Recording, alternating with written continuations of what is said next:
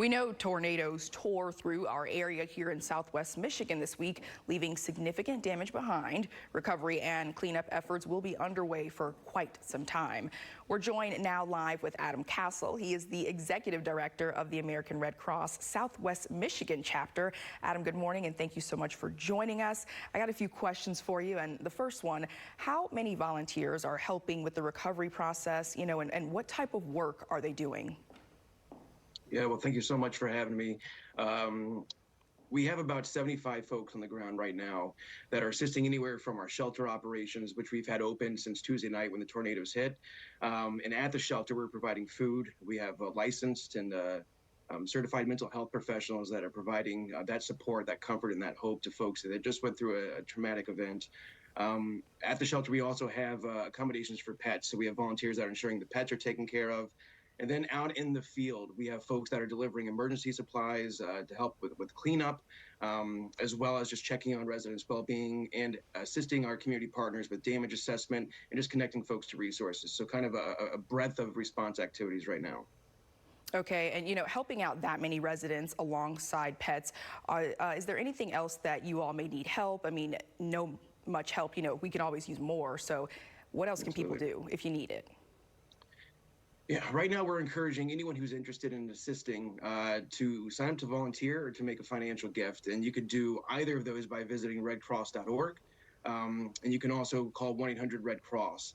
If folks have been impacted by the tornadoes and have yet to connect with us, or if people know of folks who may not have the means of communication at this time, they can either call 211, which is kind of the central hub for all the different response resources, or again, call 1-800-RED-CROSS and get connected with us. But right now, we're really encouraging folks because yes, we do have we have enough folks to meet the need at the moment, but we know we're in a very active season. So as we continue to see extreme weather events, we will be needing more folks to join our team.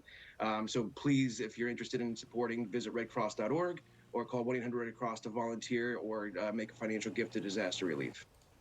Okay, good stuff. Now, how long do you expect to keep these shelters open? I know we talked earlier in the other half hour that you're currently housing 22 people. Can you take in any more? And again, how long will they be open?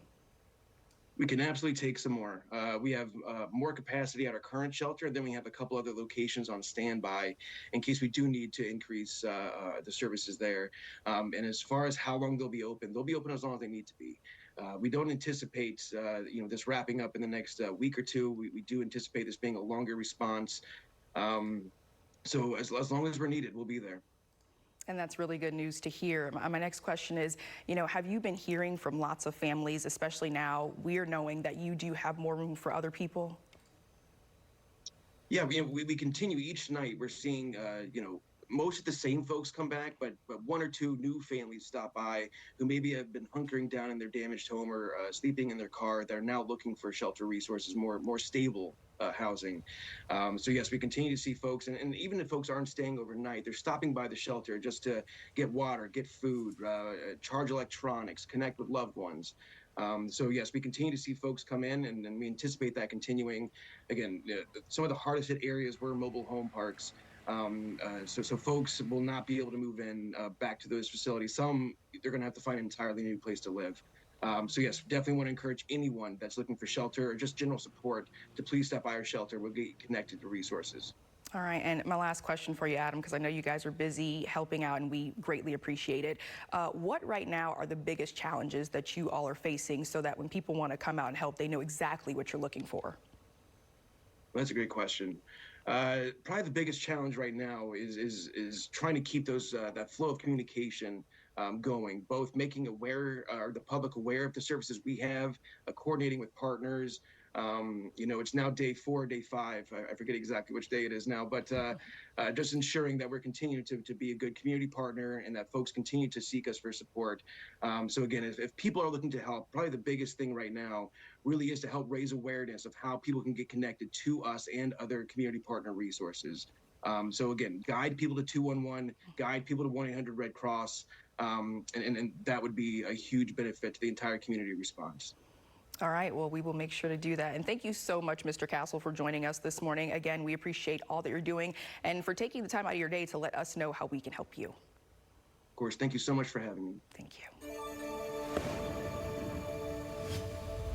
Police in Chicago say they arrested nearly 70 people during a pro-Palestinian protest outside the city's Art Institute. The protest happened on Saturday. Police say the demonstrators set up an encampment at a garden on the museum's property, then barricaded themselves in and locked the gates. Investigators say the protest appeared to be student-led. Officers arrived at the museum hours later and warned demonstrators to leave. When they did not heed several warnings, officers moved in and arrested the protesters. No one was seriously hurt. About 1,200 people turned out for a demonstration in Orlando, Florida. Police say most of the protesters were peaceful, but a few people became unruly. They were pepper sprayed. That was for some of the demonstrators, according to police. Police also say they arrested 2 people who are now facing battery charges on a law enforcement officer. Organizers say Saturday's protest was held to commemorate the start of the Nakba. That refers to the mass exodus of an estimated 700,000 Palestinians from territory that is now Israel shortly after the Jewish state was created back in 1948.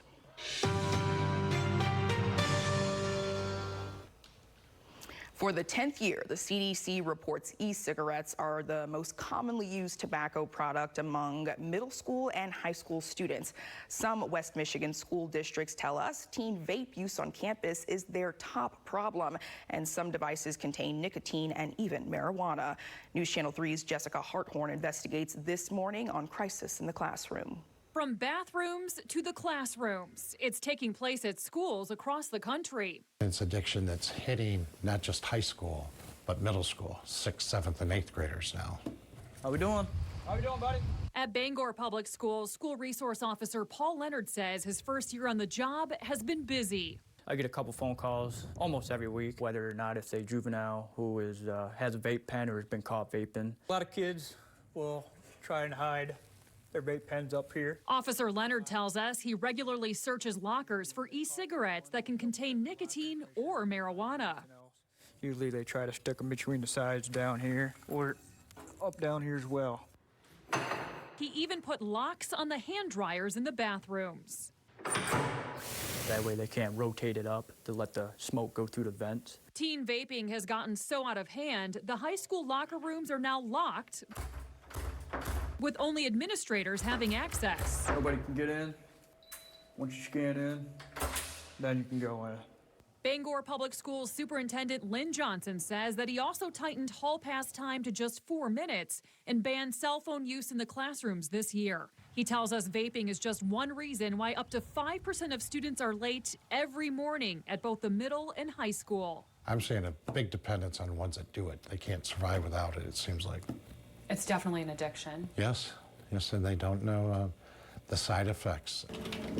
At Coldwater Community Schools, vaping has become so commonplace. Superintendent Paul Flynn says that this year they've confiscated enough to fill these 2 large boxes. He says e-cigarettes can look like USB flash drives, pens, and other everyday items, making them hard for parents to spot. There are weeks where we have incidents on a daily basis. It is definitely an issue with today's youth. The district expects to receive more than $46,000 in settlement funds from e-cigarette maker Juul over the next 4 years. The plan is to use that money to install 12 vape detectors in the high school this summer. Right now, they're testing out this model in the high school boys' bathroom. They work similar to a smoke detector, but the superintendent says the system is not perfect. In order not to get caught, they'll just flush them down the toilets. Both school districts tell us they're now partnering with local health departments and outside counseling agencies, saying the solution starts at home. Our goal is to kind of help them, guide them. It's difficult to get through to kids and really make a difference. So that's the biggest part. No matter what we try, are we doing enough? And students caught with a vaping device in Bangor are suspended up to 10 days and then issued a minor in possession ticket.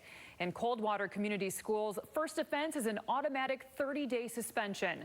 Bangor police tell us that students admit they're stealing vape pens from their parents or getting them from friends. In the studio, Jessica Harthorn, News Channel 3. Coming up, it's Mother's Day, and although it's a happy day for many, it can be sad for others. Health experts weigh in on how you can cope. And here's a live look over the Cereal City. Lots of sunshine out there. A few more clouds build in this afternoon. I'm tracking rain, though, tonight. I'll time things out when we return.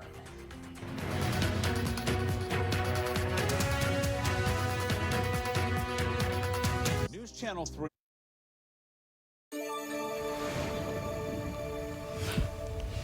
Well, today is a day to celebrate and appreciate all the mothers out there, but for some people, this can be especially hard. Mother's Day can be painful and isolating, whether someone has lost a child, struggled to conceive, or lost a mother. But there are ways to cope. Health experts say the first step is to be honest with yourself and know that it's okay to feel sad. You can also set boundaries and say no to Mother's Day activities. Instead, leaning on your loved ones for support and doing something meaningful today can be better for you.